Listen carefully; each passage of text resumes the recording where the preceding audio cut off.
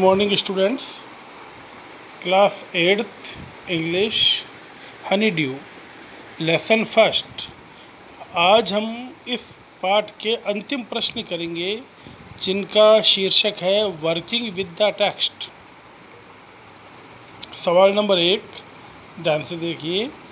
For how long do you think Connie had kept Jim's letter, give reason for your answer. आपको क्या लगता है कि Connie ने जिम के पत्र को कब तक रखा? अपने उत्तर का कारण दीजिए। इसका उत्तर होगा एज पर माई ओपिनियन, मेरे विचारों के अनुसार Connie must have kept Jim's letter for a very long time. Connie ने जिम के पत्र को लंबे समय तक अपने पास रखा होगा। Jim was a young British army officer. Jim एक युवा ब्रिटिश सेना का अधिकारी था। It means that Connie was a young woman when she received the letter. इसका अर्थ ये भी है कि कॉनी उस समय काफ़ी युवा महिला थी जब उसने इस पत्र को प्राप्त किया। When we meet Mrs McPherson, जब इस कहानी में हम श्रीमती मैकपर्सन से मिलते हैं in the Burlington house nursing home, Burlington house के नर्सिंग होम में, she is an old lady of 100 years, तो हमें वही कॉनी एक 100 साल की महिला के रूप में मिलती है। सवाल number 2, why do you think the desk had been sold and when? आपको क्या लगता है डेस्क को क्यों बेचा गया और कब बेचा गया? The desk had been sold because it had been damaged by fire and water. Desk को इसलिए बेचा गया क्योंकि नष्ट हो चुकी थी अग्नि के द्वारा और पानी के द्वारा। किताब में हमने पढ़ा कि घर में आग लग गई थी, बुझाने के लिए पानी डाला गया, तो आग और पानी दोनों के कारण ये डेस्क पूरी नष्ट हो गई थी। व्हेन कॉनीज हाउस हैड बर्न्ड, ये कब हुआ हादसा? जब कॉनी का मकान जल गया था। Number 3, why do Jim and Hans think that games और sports are good ways of resolving conflicts? Do you agree? Jim और हैंस ऐसा क्यों सोचते हैं कि बहुत ही अच्छा तरीका होते हैं खेल आपसी विरोधाभास को मिटाने का, झगड़ों को मिटाने का? क्या आप इससे सहमत हैं? तो आप लिखेंगे, इसका उत्तर देखिए, according to them games are the best solution to settle a dispute. एक विवाद को सही करने के लिए खेल है वो सबसे अच्छा हल है। They did not like wars, उन दोनों को युद्ध पसंद नहीं थे। So they thought that games and sports are good ways of resolving conflicts, कि गेम्स और स्पोर्ट्स है वो विरोधाभास को हल करने का सबसे अच्छा तरीका है। प्रश्न number 4, do you think the soldiers of two armies are like each other? क्या आप ऐसा सोचते हैं कि दोनों सेनाओं के जो सैनिक हैं वो एक जैसे हैं और डिफरेंट फ्रॉम ईच अदर, ये एक दूसरे से अलग हैं?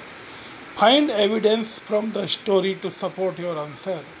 कहानी से उस सबूत को निकालिए जो आपके आंसर की पुष्टि करे। तो इसका उत्तर होगा यस वी थिंक, हम ऐसा सोचते हैं, that soldiers of two army are like each other, दोनों सेनाओं के जो सैनिक हैं वो एक दूसरे के जैसे ही हैं। They are not different at all, वे दोनों बिल्कुल भी अलग नहीं है एक दूसरे से। Both of them wanted peace, क्योंकि दोनों सेनाओं के सैनिक शांति चाहते थे। And happy returning to their families, और अपने परिवार के साथ एक खुशी खुशी लौटना चाहते थे। On the Christmas morning both the armies wished merry Christmas to each other. Christmas की सुबह दोनों सेना के लोगों ने एक दूसरे को क्रिसमस की शुभकामनाएं दी। दे शेयर्ड केक्स, उन्होंने केक बांटे। And sausage to each other, और कुछ नॉनवेज सामग्री का भी आदान प्रदान किया। दे प्लेड फुटबॉल, वे फुटबॉल खेले। एंड शेयर्ड क्रिसमस कैरोल्स, और क्रिसमस के गीतों को भी आपस में शेयर किया। एक देश का जो गीत था दूसरे देश के लोगों ने गाया और दूसरे वाले का पहले वालों ने गाया। अब हम आते हैं सवाल नंबर 5 पर।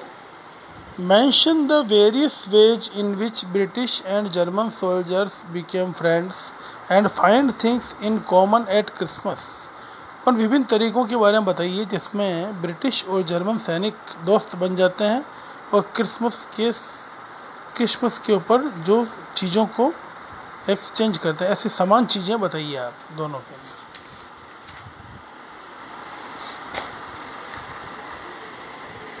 उत्तर होगा when the German soldiers wished merry Christmas to British soldiers.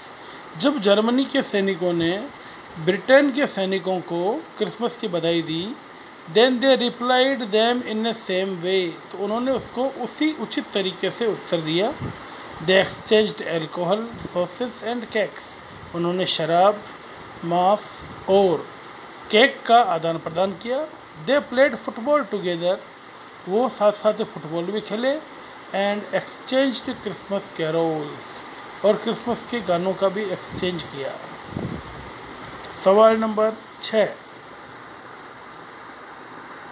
What is Connie's Christmas present, why is it the best Christmas present in the world. Connie का क्रिसमस का तोहफा क्या था और ये संसार का बेस्ट क्रिसमस प्रेजेंट कैसे था। इसका उत्तर होगा Connie got a letter written by Jim McPherson. Connie को एक पत्र मिला जो जिम मैकपर्सन के द्वारा लिखा हुआ था, एज हर क्रिसमस गिफ्ट, और यही पत्र उसके लिए क्रिसमस का गिफ्ट था, उपहार था। She thought that this letter had been bought by her husband gym.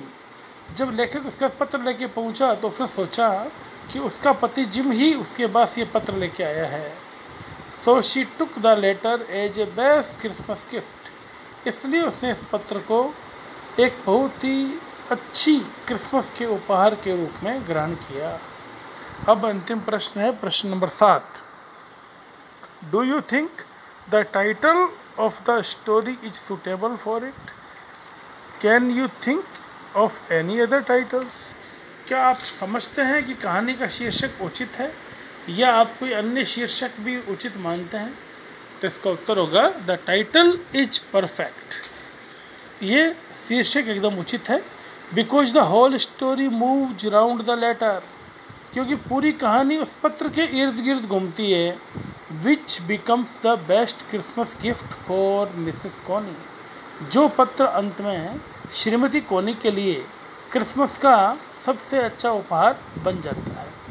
For her no other present was as important as the returning of her husband. उसके लिए कोई भी तोहफा, कोई भी उपहार इतना महत्वपूर्ण नहीं था जितना कि उसके पति की वापसी। So this was an important moment of her life, अतः ये उसकी जीवन का एक महत्वपूर्ण क्षण था। धन्यवाद।